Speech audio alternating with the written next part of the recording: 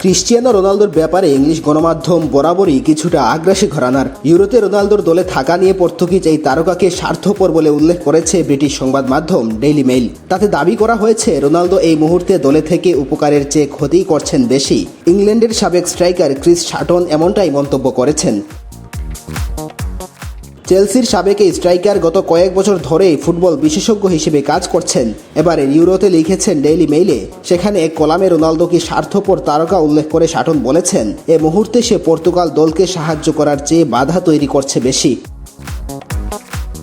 Portugal coach Roberto Martinez রোনালদোকে বাদ দিতে ভয় পান উল্লেখ করে শাটন বলেছেন, একজন কোচকে অবশ্যই বুঝতে হবে যখন কেউ দলের উপকারে আসে না তাকে বাদ দিতে হবে, সে যেই হোক না কেন।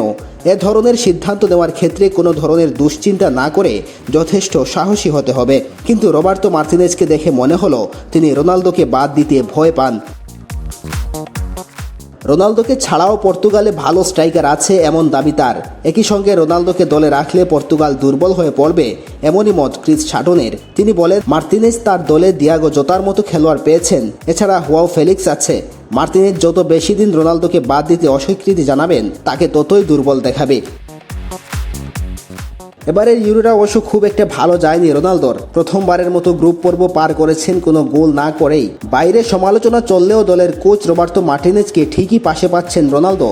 স্লোভেনিয়ার বিপক্ষে ম্যাচে পেনাল্টি মিস করলেও সে ম্যাচের পর কোচের মুখে শুধুই রোনালদো বন্দনা। মার্টিনেজ বলেন, সে আমাদের জন্য একটা উদাহরণ। তার ক্যারিয়ারে সে যা অর্জন করেছে তার বিপরীতে এমন পেনাল্টি হাতছাড়া করায় তার খুব বেশি ভাবার দরকার ছিল না।